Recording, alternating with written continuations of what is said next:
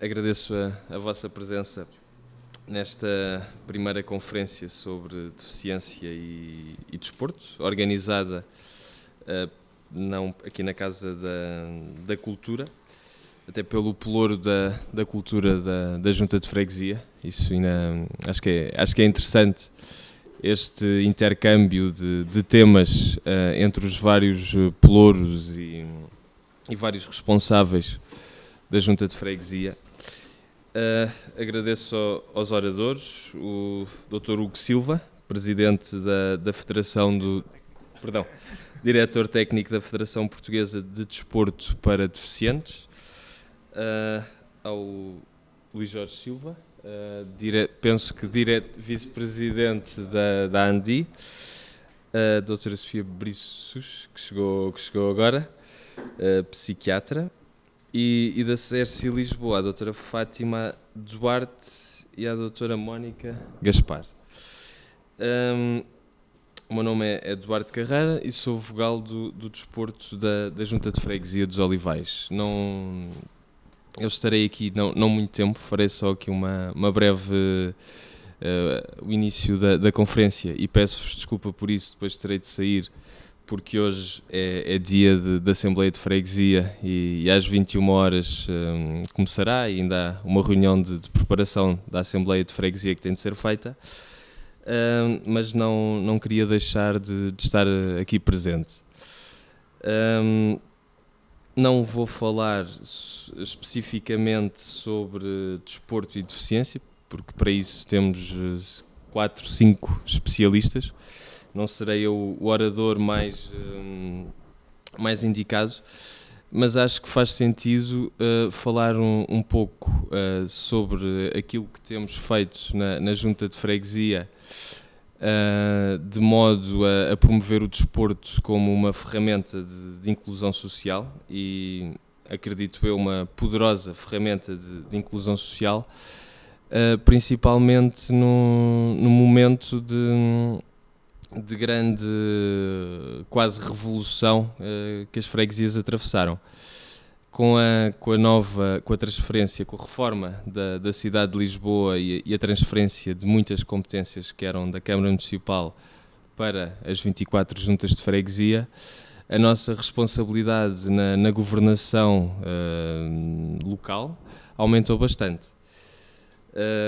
E aumentou a nível da higiene urbana, a nível da gestão do espaço público, dos espaços verdes, mas também no desporto. E como tal também é nossa missão da Junta de Freguesia apresentar novas políticas desportivas com maior profundidade e amplitude. Em termos sintéticos, gostaria aqui de destacar alguns projetos que fomos desenvolvendo na Junta de Freguesia no último ano. Alguns vinham do passado, e está aqui o Luís Jorge Silva, que durante vários anos foi vogal do desporto na Junta de Freguesia. Por isso, alguns dos projetos recebemos e por os considerarmos bastante positivos, tentámos melhorar aquilo que foi possível, mas continuamos, como por exemplo o apoio às escolas de formação dos clubes, que reformulámo-lo e atualmente estamos a apoiar cerca de 180 jovens socialmente desfavorecidos, isto é, crianças ou jovens com menos de 16 anos que se não fosse a Junta de Freguesia não poderiam, como fazem, praticar desporto duas vezes por semana, mais, em muitos casos, a competição ao final de semana. Projetos, por exemplo, como o Toca a Mexer, que por um preço simbólico, 2,5 € por mês, possibilita a várias dezenas de idosos praticarem desporto nas escolas da nossa freguesia. Projeto como o Olivais Faz Bem ao Corpo, em que, de um modo alargado e promovendo a utilização do espaço público para a prática desportiva, organizamos aulas de Zumba e de Pilates todos os sábados de manhã e temos um personal trainer nos vários centros, nos vários equipamentos de fitness da nossa freguesia. Um projeto que chamámos o Olivais 3D, que pretende possibilitar a jovens socialmente desfavorecidos e identificados como tal pelos serviços de ação social da Junta de Freguesia, permite possibilitar a estes jovens dias diferentes, dias de prática desportiva radical, canoagem e outras atividades que eles gostam, porque acreditamos que assim, promovendo desportos em equipa e promovendo desportos que os levem a ultrapassar desafios, também estamos a criar adultos melhores. Por exemplo, uma caminhada que organizámos, também um projeto novo, Caminhada Avós e Netos, que também pretende aqui conseguir a promoção do convívio intergeracional entre avós e netos, e várias outras iniciativas e apoios concretos a associações, como por exemplo a ANDI, também apoiámos na organização de uma caminhada no Vale do Silêncio, projeto que pretendemos manter e que já tem tradição na Junta de Freguesia, que ao celebrarmos a data aniversário da Junta de Freguesia, celebramos-lo também com uma caminhada para pessoas portadoras de deficiência intelectual, e também apoiámos um estágio à Seleção Nacional de Futsal. Dentro dos projetos de inclusão social da Junta de Freguesia, em que também através do desporto, gostaria de destacar o Olivais em Férias, que é o nosso projeto de praia-campo, que é organizado por todos os pelouros da Junta de Freguesia, mas também é direcionado para crianças autistas e com todas as dificuldades que isso concerne, e pensarmos em atividades para crianças autistas e garantirmos a sua segurança e bem-estar. Quer dizer, isto envolve aqui um desafio grande para nós, mas conseguimos e acho que o devemos destacar. Passando aqui dos projetos mais para outra área que também tem que ver com desporto e até espaços de jogos e recreio, com a reforma da reforma administrativa da cidade de Lisboa, a gestão dos campos de jogos e de recreio, campos de futebol, parques infantis, também passou para nós, e é uma responsabilidade minha, isto é, do meu pelouro. Gostaria de destacar que criámos um parque infantil na freguesia, com um conjunto de equipamentos de fitness à volta, e um desses equipamentos é pensado para pessoas portadoras de deficiência, designadamente pessoas em cadeira de rodas. E até para reforçar essa nossa preocupação de todos os projetos e todas as obras que vamos fazendo terem um cunho de inclusão e não deixarmos ninguém de fora, o próximo parque infantil, isto é um compromisso assumido pela Presidente da Junta, o próximo parque infantil que vamos criar, se tudo correr bem ainda este ano, se o tempo ajudar, terá um baloiço equipado especificamente para crianças em cadeira de rodas. Com isto, garantirmos que não é por falta de condições nos Olivais que as crianças deixam de brincar.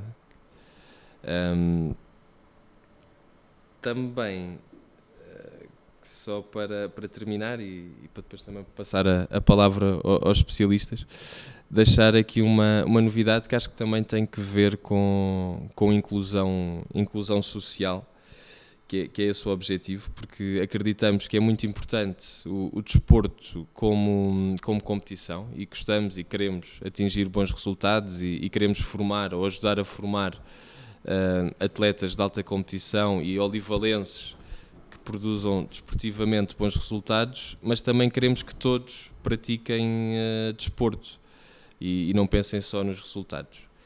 Como tal, no dia 30 de dezembro, mais uma vez, penso que vai para a sua 26ª edição, vamos organizar a São Silvestre dos Olivais, este ano com algumas novidades, e uma delas, e para alargar a prova ao maior número de pessoas possível, vamos incluir uma caminhada também, que antecederá a prova. Uma caminhada que é extensiva, obviamente, e a todos aqueles que não querendo correr ou não podendo correr, querem se mexer e querem também praticar desporto.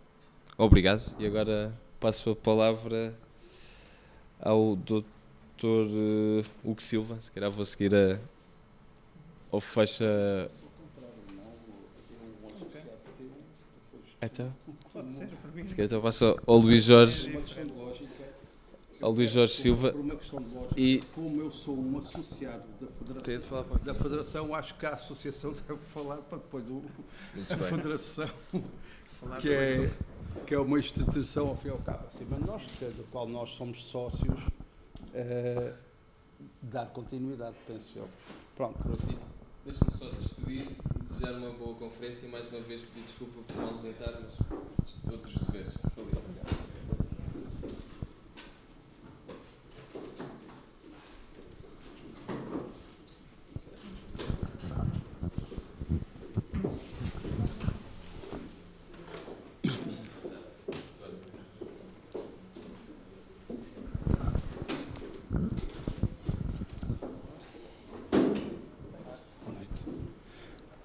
Posso? Boa noite. Bom, queria-vos apresentar a ANDI, a Associação Nacional de Desporto para a Deficiência Intelectual. É uma instituição sem fundos lucrativos, cuja atividade é fomentar e organizar a prática de atividades esportivas. Tanto para atletas só para atletas de deficiência intelectual, a levar a efeito em Portugal como no estrangeiro, com o objetivo fundamental da sua plena reabilitação e integração na sociedade.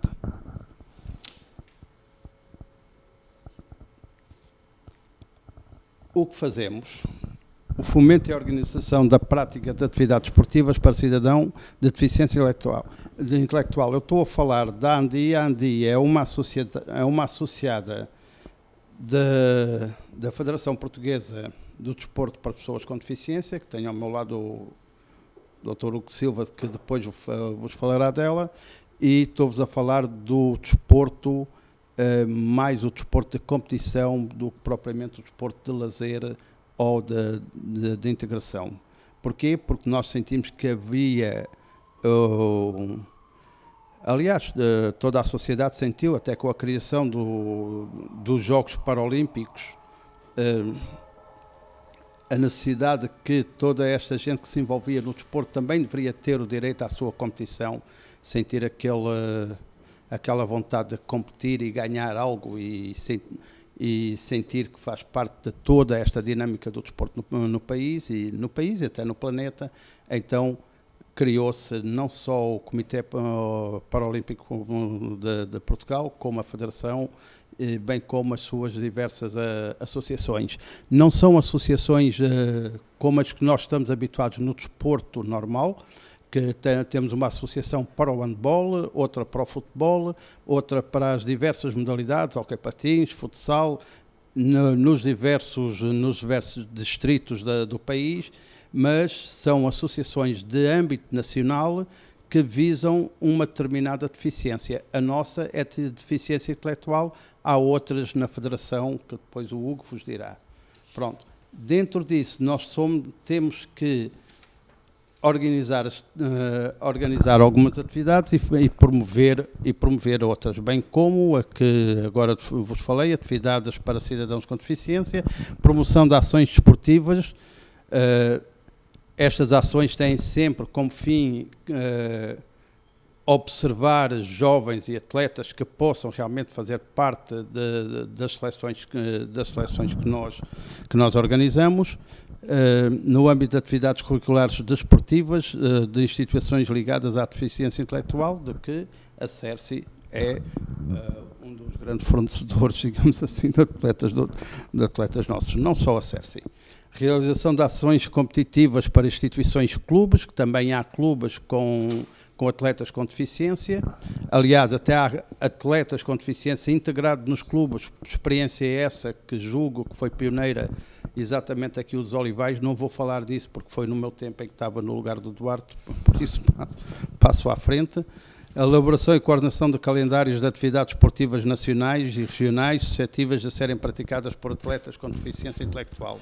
A organização de estágios de âmbito nacional com vista a integrar seleções nacionais, aqui diz em competições internacionais.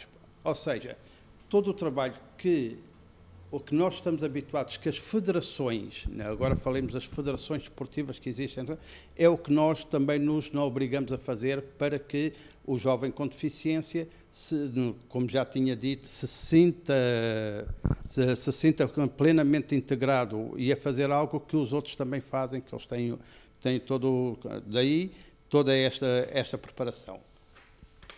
Estamos inseridos, como já disse, num enquadramento do Comitê Paralímpico e da Federação de Desporto. Estamos sediados em Vila Nova de Gaia e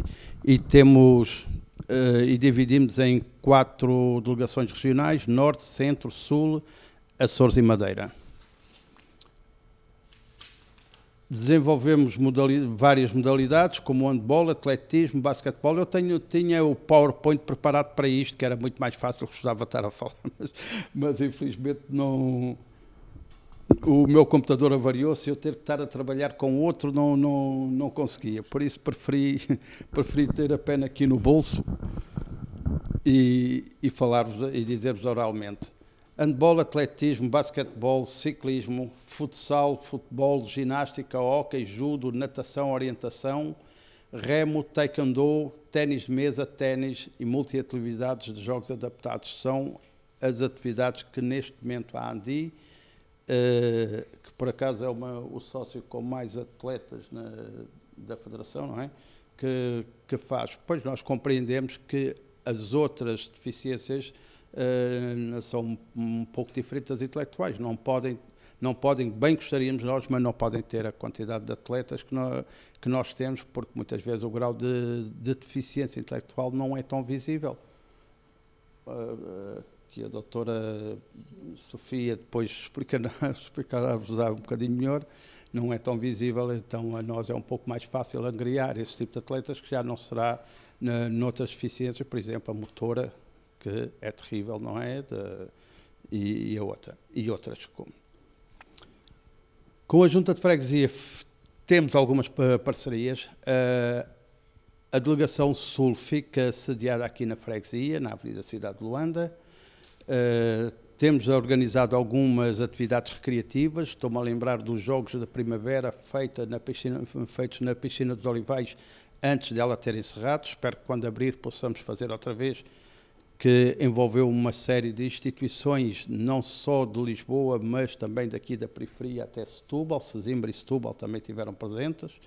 Nos Jogos da Primavera, a CERSI esteve presente, claro. E de que maneira? A organização de competições nacionais. Temos apadrinhado algumas competições nacionais, nomeadamente a fase final dos campeonatos nacionais, ou de futebol ou de futsal. Futebol com a cedência do campo da ADCEL, que gentilmente nos tem cedido, e o futsal, esse infelizmente temos que andar sempre a mudar de casa, porque depois depende, o desporto indoor é muito solicitado no nosso país, as infraestruturas que temos implantadas não são muitas. A cidade de Lisboa, na minha ótica, talvez na ótica de outros não, mas na minha ótica, carece de algumas infraestruturas indoor, o que obriga normalmente as pessoas a andarem com com a casa às costas pelos diversos pavilhões escolares que existem.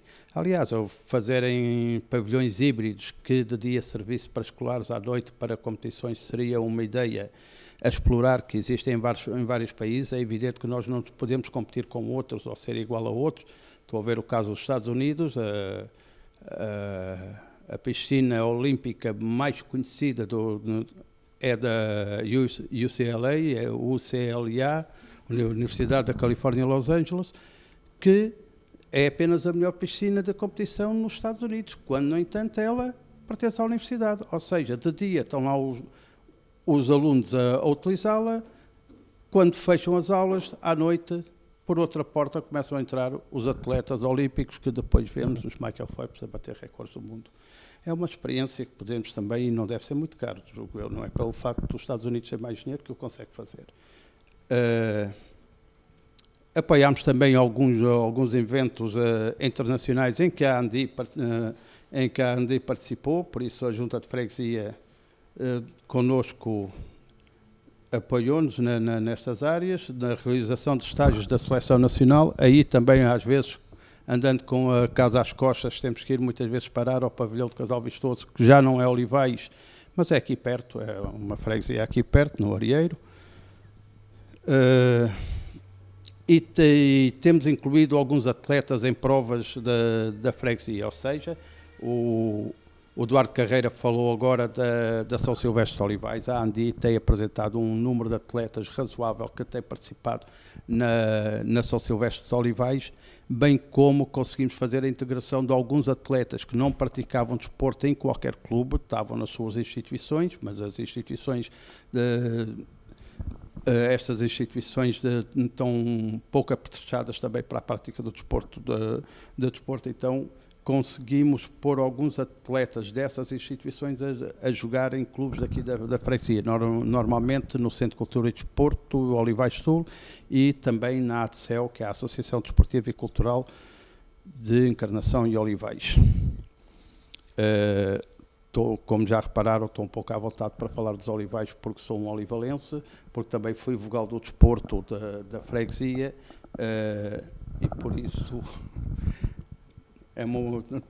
provavelmente estarei mais à vontade para falar sobre os Olivais do que propriamente sobre o desporto federado, do desporto adaptado federado. Pronto, agora tinha aqui algumas fotografias que era para apresentar em PowerPoint que não consigo. São fotografias bonitas, se tivessem acordos, vocês viam com as nossas parcerias com a Junta de Freguesia, mas infelizmente não consigo fazê-lo. Vou ficar por aqui. Continuo a pensar que o desporto federado é muito importante para estes jovens, como é o desporto praticado por lazer. Nós temos um grande prazer em fazê-lo, mas julgo que quando fazemos parte de uma equipa, transportamos um emblema no nosso peito que se chama Portugal, acho que é diferente e dá algum prazer. E eles sentem esse prazer assim como nós o sentimos. Não é só o Cristiano Ronaldo que gosta de mostrar o peito com Portugal, com o emblema da Federação Portuguesa.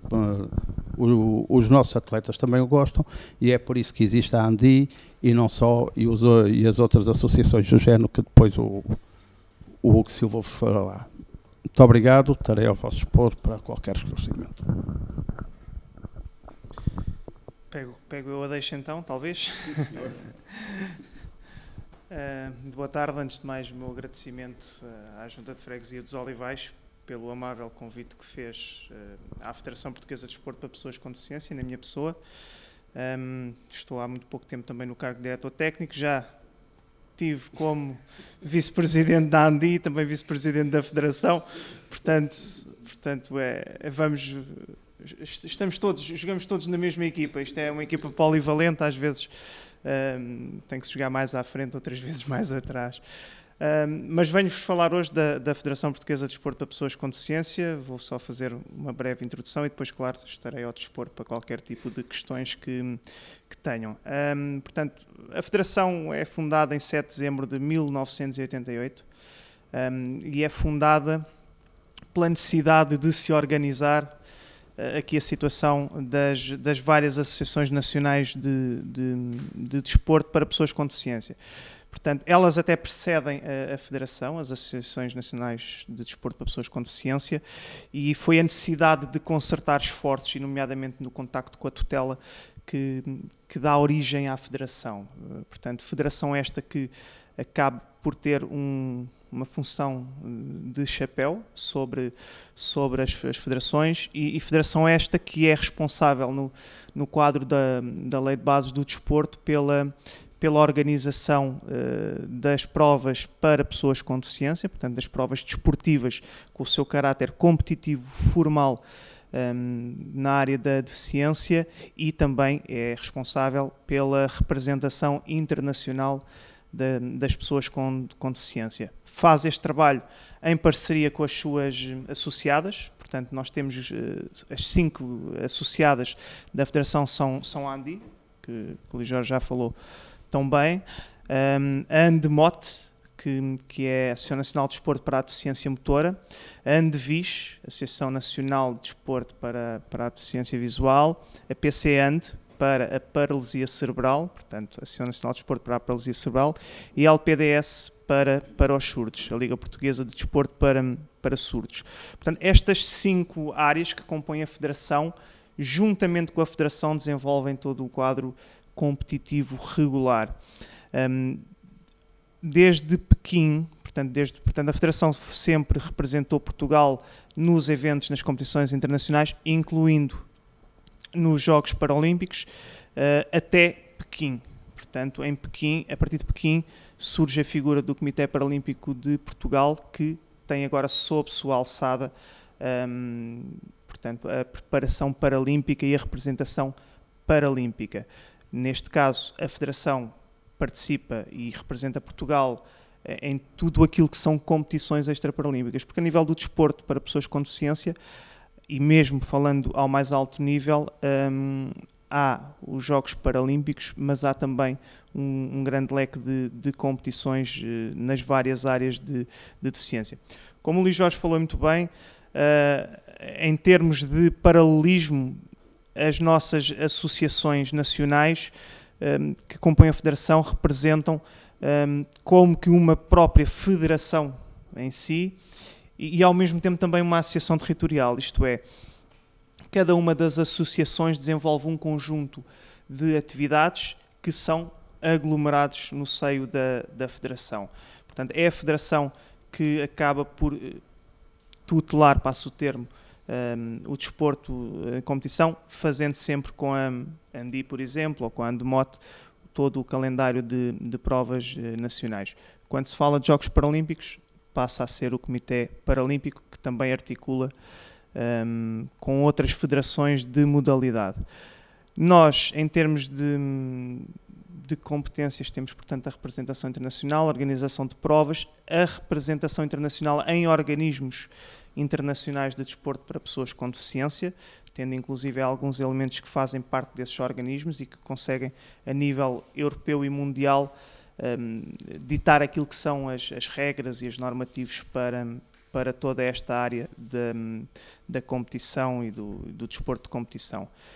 Nós recebemos apoio estatal principalmente do IPDJ, do Instituto Português de Desporto para a Juventude, no âmbito dos seus programas de desenvolvimento da prática desportiva, alto rendimento em seleções nacionais, enquadramento técnico e formação de recursos humanos. Portanto, como somos uma federação multidesportiva, mas o desporto é o nosso grande core business, aliás, é o nosso core business. Nós é com o IPDJ que primordialmente temos o financiamento e temos o contacto e com quem temos obrigações. Pelo facto de ser também da área da deficiência, temos também a participação do Instituto Nacional da Reabilitação, que acaba por complementar a nível dos projetos e das parcerias aquilo que é a atividade que nós vamos desenvolver. Portanto, temos projetos também cofinanciados.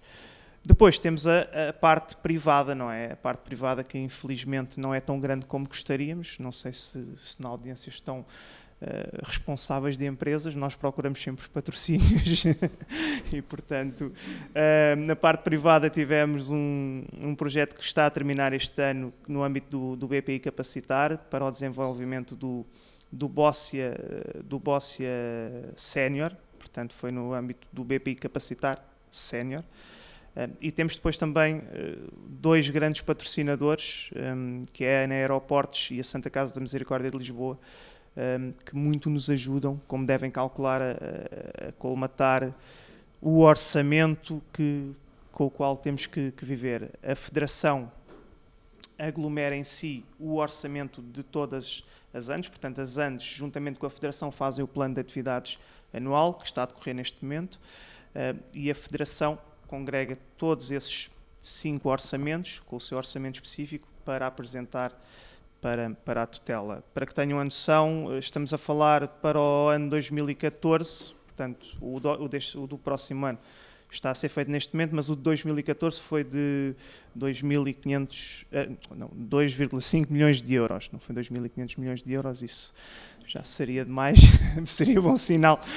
Bom sinal se fosse cumprido, não é? Se fosse orçamentado não serviria para muito. Mas portanto, temos essa situação. E recebemos o fundo das entidades que vos falei. Alguns dados interessantes que poderemos, se calhar, pensar. Eu trouxe aqui um quadro sintético daquilo que será o nosso número de praticantes, isto valores referentes ao último relatório. Portanto, tivemos no último ano 1.643 participantes. Portanto, eu quando falo aqui, falo do juntar de todas as áreas da deficiência, na qual a ANDI, como o Luís Jorge disse muito bem, acaba por ser a área que tem mais praticantes e mais atividades. Destes participantes, e porque um dos objetivos também dos Planos Nacionais de Desporto são a promoção do desporto para praticantes femininos, 380 são femininos, o número que ainda está aquém daquilo que gostaríamos. Temos, portanto, isto representa uma taxa de participação de 23,13%. Jovens são 246, portanto, também aqui gostaríamos de aumentar estes 14,97% que representam os jovens. Em termos de distritos, conseguimos representação nacional, portanto, conseguimos que, através, e volto a frisar, através quer do trabalho da Federação, quer das ANDs, estar representado em todos os distritos, com 178 clubes. Portanto, há 178 clubes que são filiados na FPDD. Alguns desses clubes são instituições de apoio a pessoas com deficiência, outros são clubes desportivos regulares, como, por exemplo, o Sporting, que tem depois, dentro do próprio clube, tem praticantes com deficiência e tem alguns deles têm mesmo departamentos específicos de desporto adaptado. Por exemplo, o Sporting de Braga tem um departamento específico só para o desporto adaptado. E esta é uma realidade que, do ponto de vista da integração da pessoa com deficiência, é muito louvável e temos, por exemplo, situações, felizmente, em que temos atletas que fazem a prática na Federação Portuguesa de Desporto para pessoas com deficiência, mas que, inclusive, fazem a prática nas federações de modalidade ao mais alto nível. A ANDI tem um atleta, a título de exemplo também, a ANDI tem um atleta que é o Pedro Isidro, que faz parte da equipa de atletismo da ANDI, na marcha atlética. Não é paralímpico, porque a marcha atlética não está prevista nos Jogos Paralímpicos, mas é olímpico. E teve agora também a representar, portanto, ele tem deficiência intelectual, mas a sua performance é de tal forma de topo que ele é atleta olímpico. E, portanto, também aqui alguns atletas têm esta situação de conseguirem estar nos dois mundos. Obviamente que isto é mais possível quando se trata da deficiência intelectual, porque quando entramos no campo das deficiências motoras, paralisia cerebral, visual, já exige classificação. Portanto, nós temos para se entrar em qualquer destas associações, o atleta tem que ser classificado. É um rótulo, bem sabemos que isso pode levar a uma outra discussão, no entanto, tem que haver regras e regulamentos a cumprir, e para que haja igualdade de participação entre o tipo de incapacidade, existe classificação, que no caso da intelectual só há uma classificação, portanto, ou está presente deficiência intelectual ou não está, mas, por exemplo, na área motora depois tem a ver com funcionalidade, com as capacidades, na área visual, a mesma situação. Voltando aqui à minha cábula, a nível de modalidades, nós temos as modalidades regulares, o futebol, algumas, aliás, quase todas as que o Luís Jorge referiu, estão presentes não só na ANDI, mas em algumas das outras associações, ainda que a ANDI, também pelo tipo de população que tem, acaba por ter um maior leque. E temos depois a nosso cargo também as modalidades específicas, como seja, por exemplo, o Bóssia, em parceria com a PC-AND, ou como seja o goalball, em parceria com a Andevis. Portanto, o Bóssia é específico para pessoas com paralisia cerebral ou doenças do foro neurológico, mediante já um nível de incapacidade mais alto. E o goalball portanto, é um desporto para pessoas, para cegos e ambliopes, portanto está no âmbito da Andevis. Temos depois também, sob o nosso cargo, o basquete em cadeira de rodas, e dentro das modalidades está-se neste momento a atravessar um processo que vamos ver no que é que dá, esperemos que corra bem, que é a aceitação e a inclusão dos atletas pelas federações de modalidade que não tenham estas especificidades. Por exemplo, as comitivas paralímpicas, já os atletas paralímpicos de atletismo e natação já não são da responsabilidade da FPDD, mas sim já estão integrados mesmo na Federação Portuguesa de Atletismo ou mesmo na Federação Portuguesa de Natação. Portanto, ao mais alto nível já se está a conseguir fazer essa inclusão, mas é um processo que estamos a caminhar, e é um dos desafios futuros que temos. Também a nível de desafios futuros, submetemos hoje uma candidatura ao Desporto para Todos, que visa o desenvolvimento do desporto para todos com T grande, portanto, não só pessoas com deficiência, mas também com algumas incapacidades, com pessoas que tenham limitações até provocadas por situações de saúde que estão um bocadinho num vazio. Por exemplo, os casos das pessoas com doença mental ou doenças do foro psiquiátrico, que sempre caíram aqui num vazio porque não é considerada, e a doutora falará sobre isso, se calhar melhor do que eu, no âmbito da deficiência intelectual, e que são privadas de uma competição regular. E é um dos projetos da Federação também desenvolver o desporto para todos, para pessoas de todas as idades, de todas as capacidades. Vamos ter aí aquilo que esperamos que seja um roadshow, em que vamos passar o país apostando muito na formação dos técnicos, apostando muito na sensibilização das pessoas, para que haja realmente essa inclusão verdadeira no desporto, e para que trabalhemos cada vez mais, não só no desporto de alta competição, mas também na mudança de estilos de vida, promoção de estilos de vida saudáveis, que achei engraçado há pouco o vogal do desporto estar a referir na aquisição de equipamentos para parques infantis ou para os parques de ar livre, equipamentos de ar livre já adaptados. É também uma das nossas futuras vontades, é fazer certificação também, e certificar e formar quer técnicos, quer espaços para que possam acolher, em termos desportivos, as pessoas com deficiência, e, portanto, termos aqui um princípio, uma base, que depois, ou de onde sairão os atletas ao mais alto nível. é o que vos tenho para falar. Estou à disposição depois, provavelmente, se calhar no final, para perguntas, se quiserem. E agora, não sei se seguimos a ordem.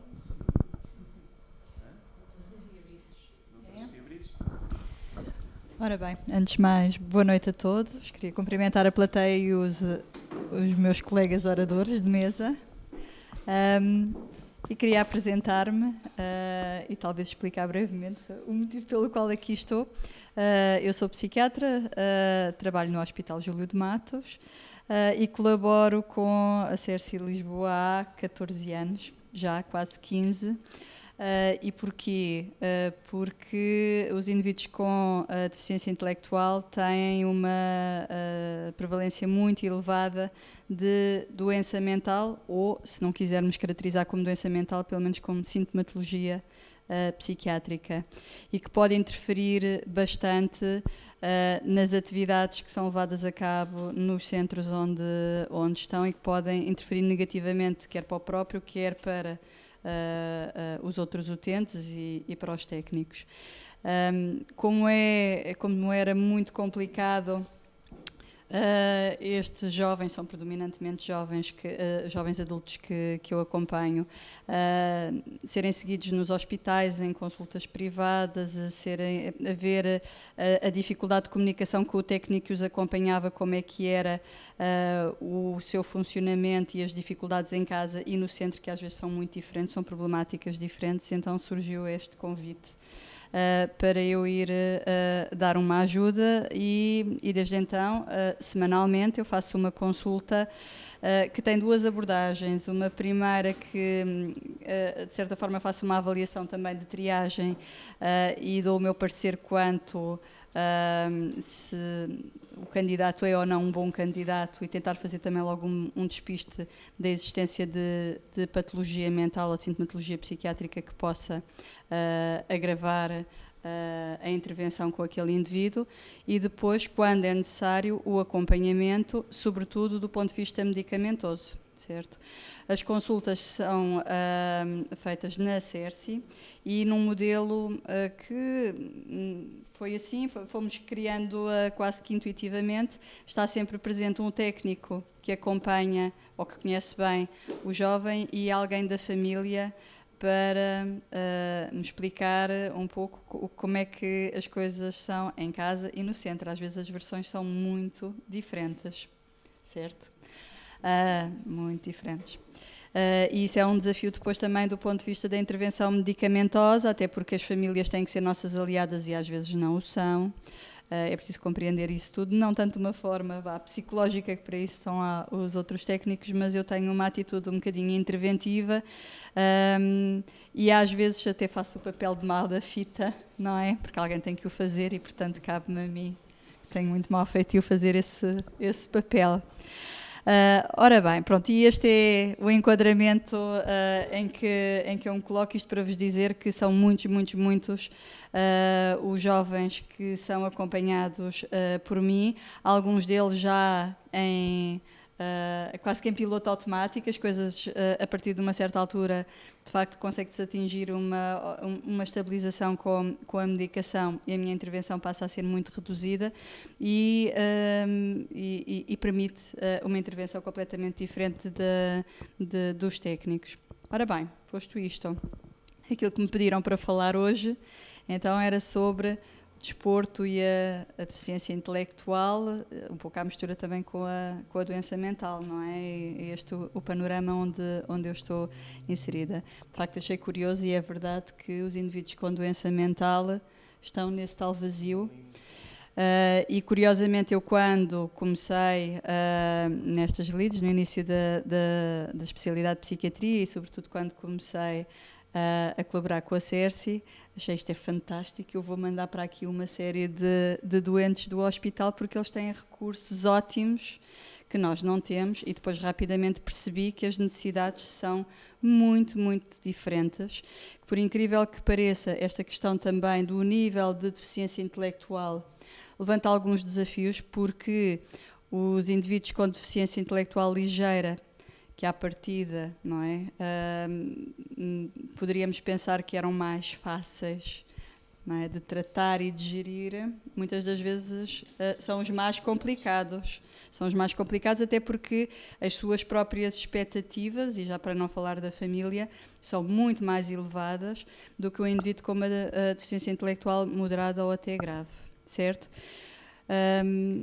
E isto para vos dizer que realmente eu fui ler um bocadinho a evidência científica que há, não é? A bibliografia que há nesta área, não há muita coisa.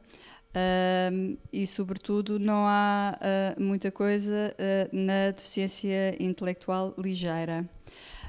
Há alguns estudos com indivíduos com deficiência intelectual moderada a grave e também muitos estudos com indivíduos com síndrome de Down, trissomia 21. E isto também porquê? Porque estes indivíduos têm, além da deficiência intelectual, têm também algumas características físicas que os colocam em risco de poderem ter algumas consequências do ponto de vista médico, algumas patologias mais precocemente e têm uma mortalidade, um risco de mortalidade mais elevado. E destas eu gostaria de destacar que alguns destes indivíduos têm malformações cardíacas, penso que será do conhecimento comum. Têm também, muitas das vezes, hipotonia, portanto, alguma... e até a laxidão ligamentosa que faz com que eles possam ter quedas frequentes, tropeçarem, desequilibrarem-se e caírem e estarem mais sujeitos a quedas do que a população geral ou até mesmo os outros indivíduos com deficiência intelectual. E a obesidade, que também é típica, que os coloca em risco do ponto de vista cardiovascular de ter infartos ou infartos do miocárdio ou acidentes vasculares isquémicos. Portanto, é onde há mais estudos assim, bem feitos, estruturados e devidamente replicados. Pronto, e basicamente aquilo que a ciência demonstra é que o desporto faz bem. Faz bem às pessoas saudáveis, faz bem às pessoas com patologia mental, nomeadamente com depressões graves, e esta área já foi objeto de algumas teses de doutoramento, inclusivamente no nosso país, de doentes resistentes ao tratamento com antidepressivos e quando submetidos a um programa de exercício conseguiram ter uma melhoria significativa. E também, então, na área da deficiência intelectual. E os benefícios são bastantes, não só do ponto de vista cardíaco ou cardiovascular, se assim que a quiserem colocar, como também do ponto de vista funcional, da prevenção das quedas, mas sobretudo da melhoria da funcionalidade. Estes jovens acabam por adquirir outras competências no dia-a-dia através da prática de uma modalidade desportiva. E essas modalidades desportivas podem ser tão simples quanto a caminhada, a natação, enfim, várias. E depois é interessante ver que muitos dos estudos aquilo que abordam é que é melhor fazer alguma coisa ainda que simples do que não fazer nada, e que é importante ter em linha de conta que alguns aparelhos são de facto caros ou exigem um know-how e exigem professores habilitados que muitas das vezes impede que estes jovens tenham fácil acesso, os jovens ou os indivíduos com deficiência intelectual tenham um acesso mais difícil. Por outro lado também, e posto isto, foi engraçado ver que apesar de este know-how ser caro, não é? E limitar às vezes algumas intervenções, que a maioria dos autores considera que devem ser utilizadas pessoas com esse know-how e não colocar os técnicos de saúde mental ou os próprios terapeutas ocupacionais a fazer estas atividades, porque não resulta tão bem. Portanto, há programas que são e modalidades que têm especificidades que é importante ser alguém com know-how específico para as levar a cabo e terem algum impacto positivo, certo? E posto isto, que acho que era, assim, resumidamente aquilo que eu queria chamar a atenção, não sei se está na plateia alguém que tenha, enfim, conhecimentos científicos para vos dizer que é muito difícil fazer estudos nesta área, porque todos os estudos obrigam um consentimento informado, o que neste caso tem que ser feito por um representante legal, e outras vezes, não, se queremos um estudo bem feito, temos de ter um grupo de controle, o que é difícil, não é o que é que seria o grupo de controle. Portanto, do ponto de vista metodológico, comprovar cientificamente os benefícios do desporto ou de algumas modalidades desportivas em indivíduos com deficiência intelectual é difícil, mas só mesmo para terminar, dizer-vos que há estudos muito mais elaborados ou complexos que demonstram que, inclusivamente, há repercussão a nível cerebral e da alteração neuronal e do funcionamento neuronal, medido não só por eletroencefalografia, mas também com ressonância magnética funcional, de que a prática de modalidades desportivas aumenta a atividade cerebral em determinadas áreas e que isso repercute não só numa melhoria do funcionamento cognitivo e depois na melhoria funcional que nós vemos, não é, no dia-a-dia, mas também no humor e na diminuição da labilidade ou da instabilidade emocional e da capacidade também de lidar com os outros, sobretudo no desporto em grupo, que é muito interessante e que faz ativar determinadas áreas cerebrais que de outra forma não o seriam. Portanto, é um campo muito interessante. Eu sei que a Fundação Champalimau está também a fazer algumas coisas nesta área, e nomeadamente o impacto que a dança e a música têm no cérebro, e portanto isto é muito mais complexo do que possamos imaginar, mas na prática aquilo que se traduz são em coisas muito simples e do dia-a-dia, que é o prazer, não é? Eu acho que isso aqui os meus colegas de mesa poderão não é? Comprovar o prazer, a integração, a maior integração na sociedade e os benefícios depois do ponto de vista da saúde e até da própria qualidade de vida para estes indivíduos. Portanto, tudo benefícios, só benefícios, nenhum efeito secundário com estas intervenções. Nenhuma contraindicação e nenhum efeito secundário, está bem? Li num estudo, só para se rirem, que no remo os praticantes de remo ficavam com calos. Era o único efeito, acontecimento adverso. E, portanto, vou passar, então, o testemunho e fico, como é óbvio, disponível para alguma questão que queiram colocar ou algum comentário. Muito obrigada.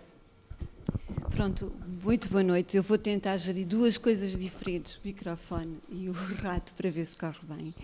É, de facto, um prazer imenso, por parte da CERSI, estar aqui hoje a partilhar convosco como é que, ao longo da nossa história, temos vivido quem é a nossa organização e também de que forma é que as práticas de modalidades desportivas têm vindo a ser trabalhadas com os nossos clientes. A CERSI é uma cooperativa de solidariedade social, portanto é uma cooperativa sem fins lucrativos. Foi pioneira no movimento CERSI em Portugal, portanto em 1975, a primeira CERSI que foi fundada foi a CERSI em Lisboa, por isso é que nós muitas vezes dizemos que somos a CERSI Lisboa, e depois tivemos também o privilégio e o prazer a nível nacional de partilhar a nossa experiência com outras realidades no nosso país e darmos também a passagem do nosso testemunho, e assim foi surgindo o movimento CERSI em Portugal. Fomos também fundadores, digamos assim, da FENACERSI, o que para nós, enquanto federação, foi importante. Para quê? Para podermos refletir a nossa prática entre organizações congêneres, todas com funcionamentos administrativos independentes, mas que criou para nós uma comunidade de práticas onde nós podemos estar em permanência e sistematicamente a partilhar a nossa intervenção e a nossa experiência. Depois a própria organização CERSI foi evoluindo desde 1975 até 2014 e reticências, porque daqui para a frente vamos continuar sempre a procurar fazer mais e melhor, tendo em conta não só as realidades e as necessidades dos clientes que estão connosco nas nossas respostas sociais e serviços, mas também pensando na comunidade em que nós estamos inseridos e de que forma é que uma organização como a nossa pode responder às necessidades que vêm também da comunidade.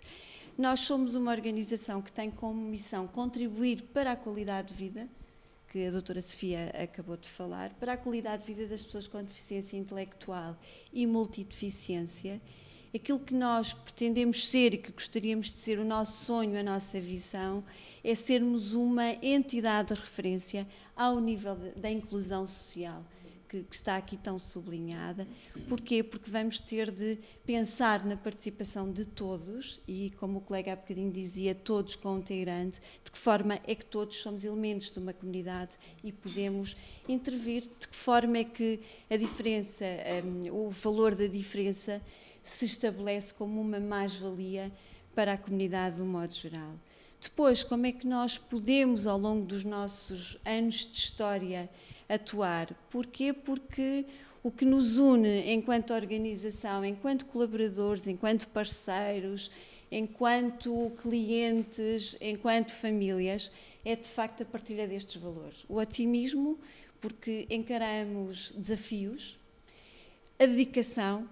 É por isso que a nossa organização está sempre na rota de querer fazer mais e melhor e diferente e inovar. A ética, que é um aspecto fundamental. Ainda há pouco assim a doutora Sofia falava nos consentimentos informados e claro que a atuação e os princípios éticos são um valor muito caro à nossa organização.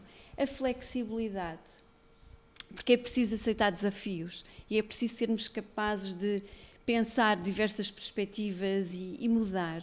A determinação, isso é algo que caracteriza a CERSI ao longo dos seus anos de história. A ousadia é um valor muito importante.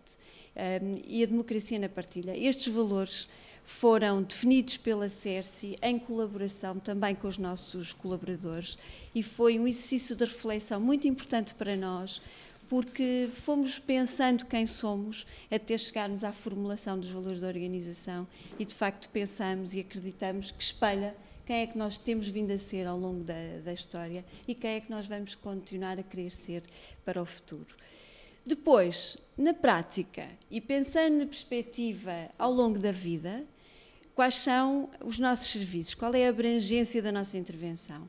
Nós vamos começar a história pelo princípio. Com a nossa equipa de intervenção precoce na infância, nós integramos a equipa local de intervenção de Lisboa e vamos atender crianças e as suas famílias entre os 0 e os 6. No passo seguinte, e pensando também que um bocadinho na história da CERSI, porque a CERSI nasce como uma cooperativa de educação e reabilitação, e nessa altura nós tínhamos crianças, tínhamos alunos oriundos do sistema regular de ensino que estavam connosco nos nossos centros educacionais. Na década de 90, por volta de 1999, 98, 99, nós já tínhamos alguma experiência de articulação com o ensino regular e começámos a desenvolver os primeiros projetos de parceria em rede. Hoje estamos constituídos como um centro de recursos para a inclusão e aquilo que, quer na equipa de intervenção precoce, quer a nível do centro de recursos, nós fazemos é levar as nossas equipas para os contextos naturais. Portanto, a nossa atuação no âmbito da educação passou a deixar de ser nos nossos centros e passar a ser na comunidade, nos contextos. Porquê? Porque a educação é para todos e, portanto, partilhando esta filosofia, nós, o que é que poderíamos acrescentar de valor ao terreno educativo? A experiência dos nossos técnicos, que não tinha necessariamente que continuar a ser um trabalho desenvolvido dentro de portas e passamos com muito prazer para o exterior e hoje estamos em 11 agrupamentos de escola aqui em Lisboa. Depois, no passo seguinte, a partir dos 18 anos, a CERSI passou também a dispor de centros de atividades ocupacionais que atendem os jovens e os adultos com deficiência intelectual e multideficiência. Neste momento temos 3 centros de atividades ocupacionais e também como complemento ao apoio em atividade ocupacional, há muitos anos que a nossa organização se vem preocupando com o futuro dos nossos clientes e das suas famílias. Nós, ao longo da vida da organização, temos visto crescer e envelhecer alguns dos nossos clientes e as suas famílias e, como é óbvio, e é um tema muito caro à nossa organização e com certeza que a muitas no nosso país, as respostas residenciais para as pessoas já numa fase mais adulta e idosa. E, no fundo, também é uma enorme preocupação responder às necessidades e às expectativas, quer dos nossos clientes, quer das suas famílias, como uma resposta de vida que vai ser necessário. Para quê? Para responder a uma questão de base que muitas famílias partilham connosco, que é, nós hoje estamos aqui e, portanto, somos a retaguarda do nosso filho ou da nossa filha e depois de nós. E, portanto, é, sem dúvida, um tema muito importante e que vai ser o futuro, não só, já é o futuro para a CERSI aqui em Lisboa, mas também ao nível nacional, é uma necessidade à qual vai ser necessário responder rapidamente nos próximos anos.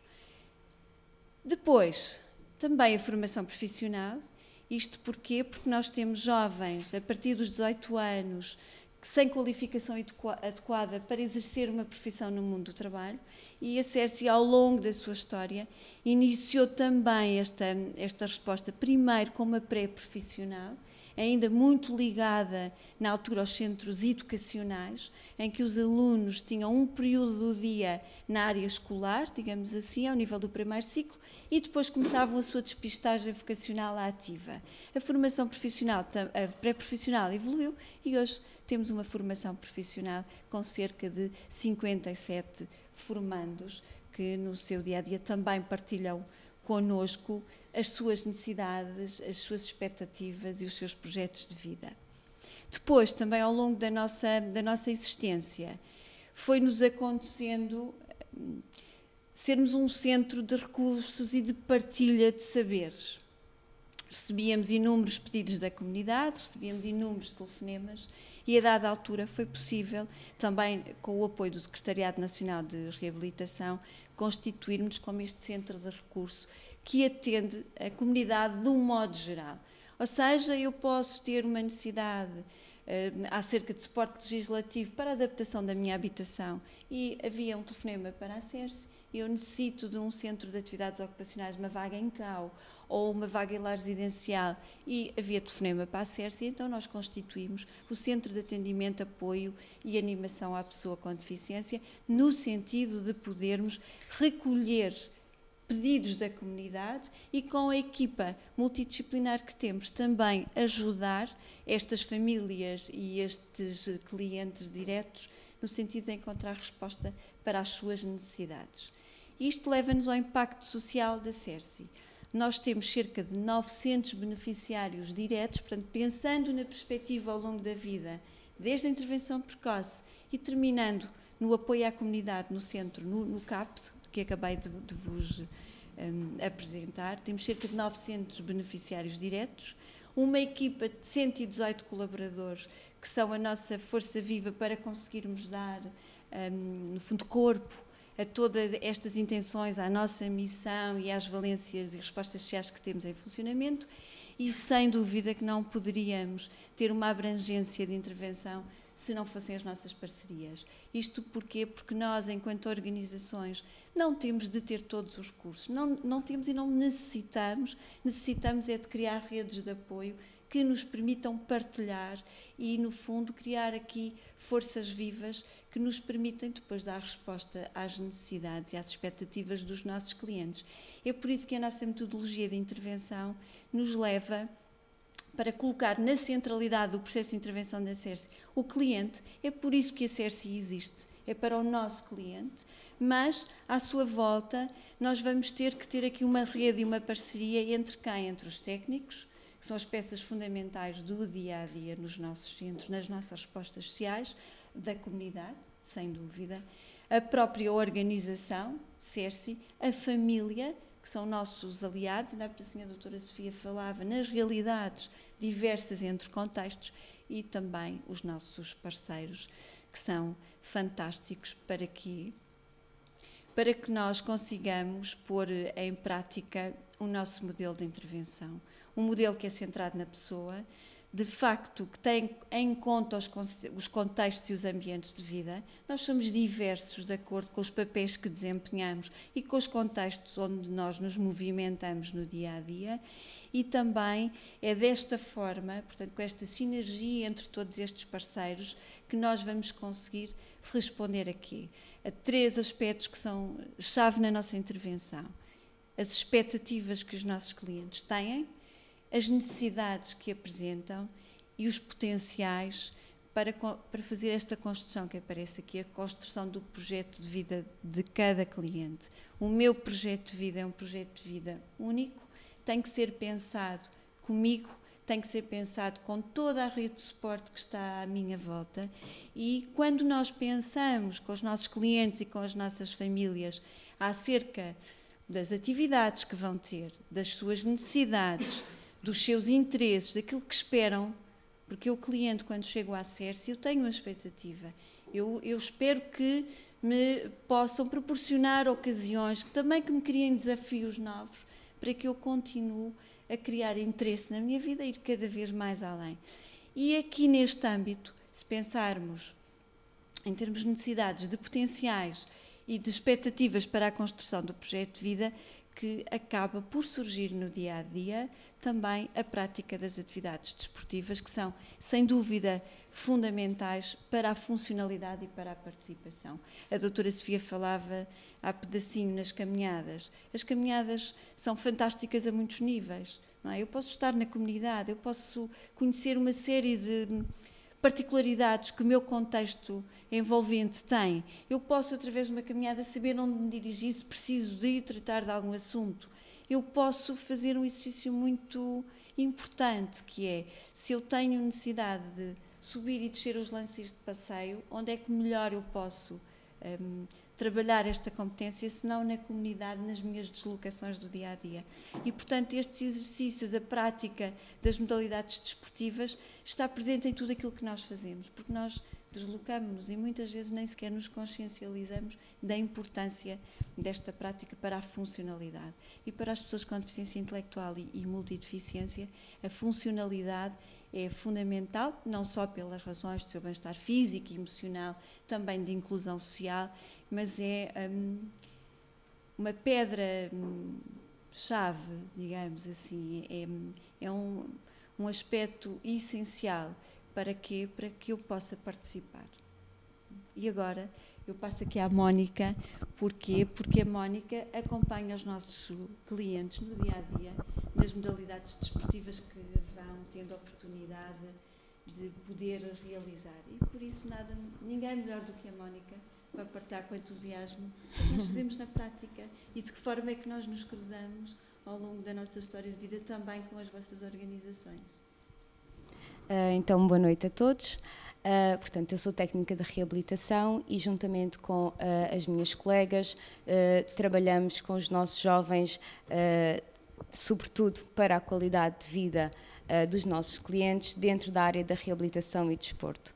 Portanto, como podem ver no slide que apresentamos, temos como objetivos gerais a qualidade de vida, o bem-estar, e proporcionamos isso através de experiências e vivências no âmbito desportivo e recreativo. O que é que nós pretendemos com isto? Que eles, como a doutora Fátima disse há pouco, com estas experiências possam ganhar também a possibilidade de, sozinhos, fazerem uma escolha na comunidade, de chegarem a um pavilhão, terem 2 ou 3 atividades que lhes são familiares e poderem fazer uma escolha e estarem dessa forma incluídos, fazer uma participação ativa. Eu sei que atividade é esta, sei fazer uma escolha e posso estar integrado na comunidade e realizar a atividade de qual gosto, pela qual eu me interesso.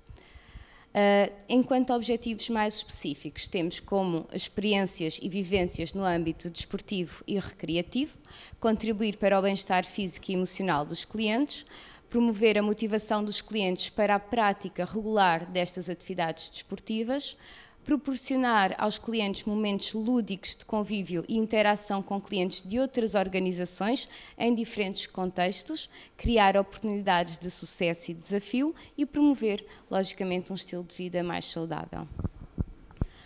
Portanto, tendo em conta estes objetivos, são desenvolvidas uma série de ações. Temos algumas de caráter mais sistemático, que é, por exemplo, o caso da atividade motora. A atividade motora realiza-se, por um lado, no ginásio das nossas instalações, onde os clientes têm a oportunidade de realizar modalidades como o atletismo, o basquetebol, o futebol, o handball, logicamente isto tudo num caráter adaptado às suas capacidades, mas também às suas expectativas e aos seus potenciais. Portanto, nós tentamos ir de encontro àquilo que eles esperam, mas sabendo as suas limitações e tentando adaptar as regras e as características dessas modalidades àquilo que eles conseguem fazer. Também, no âmbito da atividade motora, são realizadas atividades como relaxamento, como a expressão corporal, atividades de psicomotricidade, outras mais dinâmicas como a aeróbica ou o zumba e, muito importante, as caminhadas e os circuitos de manutenção. Estas caminhadas também podem se realizar, como a doutora Fátima disse, na comunidade e, por outro lado, em parques como em Monsanto, na Bela Vista, no Vale do Silêncio, na cidade universitária. Portanto, eles vão, ao longo do ano, tendo experiências diferentes no âmbito destas caminhadas e circuitos de manutenção. Outra atividade sistemática que nós temos é a atividade em meio aquático. Realiza-se numa piscina municipal de Lisboa, com a qual temos parceria, e também noutras situações com piscinas da comunidade, com a qual estabelecemos um protocolo. Nestas atividades de meio aquático, por norma, tentamos criar grupos pequenos, sempre que possível o mais homogéneo, e os objetivos da intervenção também vão de acordo com, mais uma vez, as potencialidades dos clientes. Com alguns trabalhamos muito mais a adaptação ao meio aquático, não é? Trabalhamos as questões da respiração, do equilíbrio, da propulsão, e com outros grupos mais desenvoltos, mais autónomos, trabalhamos estilos mais específicos da natação, como o crawl, costas e bruços. São sobretudo estas áreas que nós trabalhamos. Portanto, as atividades que eu falei anteriormente são sistemáticas e depois temos outro grupo de oportunidades e atividades que têm como objetivo a interação com clientes de outras organizações e também esta partilha em rede entre diversas organizações. Uma dessas atividades a que nós participamos são os intercentros. Os intercentros resultam de que o nosso colega aqui, representante da Federação, também já participou, não é? Nos intercentros, com a sua outra organização. Portanto, os intercentros resultam de um grupo de organizações congêneres à CERSI de Lisboa que se reúne e que vai calendarizar diversas atividades desportivas de caráter não competitivo para os clientes irem realizando ao longo do ano. Temos aqui alguns exemplos: a marcha ambiental, o golfe, o rugby, corta-mato, basquetebol, a caminhada de orientação, a gimno-recreativa de praia, um pad e paper. Portanto, temos ainda cerca de 22 atividades que são calendarizadas ao longo de todo o ano letivo. No caso da CERSI Lisboa, todos os anos organizamos a marcha ambiental. Organizamos esta atividade em parceria com a Câmara Municipal de Sintra e com o Departamento Sintra Aventura. Portanto, realiza-se na Serra de Sintra. Normalmente é proposto um caminho a realizar. Nós, técnicos, em parceria com os instrutores do Sintra Aventura, fazemos um reconhecimento desse percurso para perceber se realmente se adapta à nossa população. E depois convidamos todas as outras organizações a participar neste evento. Normalmente tem bastante adesão, cerca de 250 a 300 participantes todos os anos. Estas fotografias correspondem à Marcha Ambiental de 2014, que se realizou entre a Praia da Aguda e a Praia do Magoito, e que eles gostaram bastante e estão sempre muito motivados para este tipo de caminhadas. Temos aqui um exemplo anteriormente do encontro de ténis organizado por outra instituição. Acho que, sobretudo nisto, é muito importante para eles o convívio com jovens, adultos de outras instituições e, para nós, enquanto organização, também esta partilha de novos espaços, de novas experiências, de toda esta inclusão e qualidade de vida que nós podemos proporcionar aos clientes. Trazemos aqui também algumas fotos do Dia Diferente. O Dia Diferente é um dia especial e diferente, como o próprio nome indica, para a Cerci Lisboa, que consiste, sobretudo, no convívio e na prática desportiva entre os clientes e os colaboradores dos 3 CAUs da Cerci Lisboa. Portanto, neste dia, o Núcleo de Reabilitação e Desporto organiza atividades dinâmicas ao longo de um dia. Coincidentemente, hoje foi o nosso dia diferente, na Cerci Lisboa. No período da manhã, organizámos no Vale do Silêncio uma caça ao tesouro, com diferentes estações e todas com a componente desportiva inerente. No período da tarde, costumamos ter sempre também um convidado que vem dinamizar um período do dia e tivemos uma professora de aeróbica que veio apresentar uma sessão. Este dia diferente tem normalmente um tema subjacente. Este ano foi o tema da agricultura, Ano Internacional da Agricultura Familiar. Já tivemos como tema os Jogos Olímpicos, dos quais podem ver aqui umas fotos, não é? Nós pegámos em algumas das modalidades que são realizadas nos Jogos Olímpicos e tentámos reproduzi-las e adaptá-las, logicamente, à nossa população. Temos muitas vezes também estações sensoriais para os jovens adultos que são mais profundos e que muitas vezes não conseguem realizar algumas das outras atividades. A vela adaptada. A vela adaptada é uma das mais recentes atividades da Cerci Lisboa e começou com uma iniciativa do Centro Náutico da Marina do Parque das Nações. Portanto, o que acontece é que em maio de 2013 houve uma parceria entre a FENACERCI e o Centro Náutico, do qual resultou um projeto que foi o Pirilampo Náutico. Esse projeto foi muito positivo e no mesmo ano o Centro Náutico iniciou o projeto Atividade Vela para Todos. A Cerci agarrou esta oportunidade e desde aí, que foi setembro de 2013, tornou-se uma atividade também sistemática na nossa organização. Portanto, ocorre normalmente às quartas-feiras no período da tarde. O que é que acontece? Os jovens deslocam-se ao Centro Náutico da Marina do Parque das Nações. No primeiro ano tiveram a oportunidade de, em diferentes grupos, experienciar esta modalidade pela primeira vez. Portanto, ao longo de todo o ano, todos os jovens tiveram a oportunidade de, pelo menos uma vez, experimentar esta atividade. Neste segundo ano, com o qual temos esta parceria, resolvemos constituir grupos fixos de clientes que durante um trimestre vão aperfeiçoar e aprofundar os conhecimentos da modalidade. Portanto, têm um período mais longo para aprenderem e experimentarem todas as aventuras que a vela lhes pode proporcionar. Temos como não como objetivo, não é? Mas como talvez um dos desafios, digamos assim, que no final deste ano consigamos realizar pequenas mini-regatas, pequenas competições entre os clientes e todos os participantes. Paralelamente a esta atividade, no Centro Náutico, os jovens puderam realizar a atividade de canoagem. Portanto, não era a atividade principal, era opcional. Logicamente que, em primeiro lugar, serve para ser uma experiência nova, também para colmatar algumas situações de tempo de espera que ocorrem na vela adaptada e também para os clientes que, por algum motivo, não se adaptam à vela e têm sempre uma atividade alternativa. Temos aqui algumas fotos das nossas experiências. O ano passado, no final do ano, o Centro Náutico editou um livro com algumas fotografias desta experiência. A Cerci Lisboa, os clientes da Cerci Lisboa deixaram o seu testemunho com a frase que nós vos trazemos.